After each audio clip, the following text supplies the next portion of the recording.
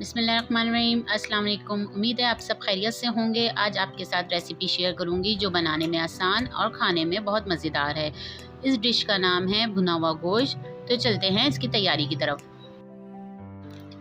साबुत गरम मसाले में हमें जो मसाले चाहिए, 1 टेबल स्पून साबुत काली मिर्च, 1 टीस्पून लौंग, 2 दालचीनी के टुकड़े, 1 बादियान, 3 बड़ी इलायची, 6 से 7 दाने छोटी इलायची, जीरा 1 टेबल स्पून भूनकर कूट के शामिल करना है। तो 3 डली प्याज को आप बारीक बारीक काट लीजिए और 3 कप ऑयल के साथ इसको फ्राई करने रख दीजिए। प्याज लाइट ब्राउन होने पर हम शामिल करेंगे साबुत गरम मसाला। मज़ीद प्याज जैसे ही ब्राउन होना शुरू हो, इसमें शामिल कर देंगे 2 टेबल स्पून लहसुन अदरक का पेस्ट और गोश्त। फिर इसकी इतनी भुनाई करें कि गोश्त का कलर चेंज हो जाए।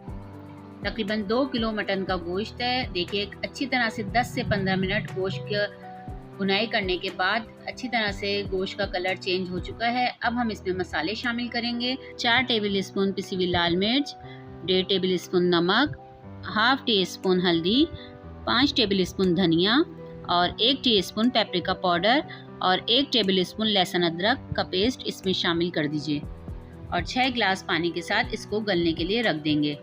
1 घंटे के बाद जब गोश्त गलने पर आ जाए तो इसमें हम शामिल करेंगे आधा किलो दही और भुनाई करेंगे और मज़ीद गोश्त गल जाने तक 15 मिनट तक इंतज़ार करेंगे। अच्छी तरह से गोश्त गल जाए, दही और मसाले की भुनाई हो जाए तो भुना हुआ गोश्त तैयार है। 15 मिनट के बाद देखिए हमने चेक करा है तो मज़ेदार सा कलर आ चुका है।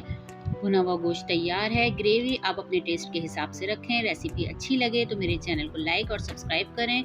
1 टेबल स्पून एंड में मैंने पिसा हुआ गरम मसाला भी शामिल किया है और 1 नींबू कट करके मैंने आधा नींबू इसमें शामिल किया है। तो इस रेसिपी को आप ट्राई कीजिएगा, फैमिली फ्रेंड्स में शेयर कीजिएगा। अल्लाह हाफ़िज़।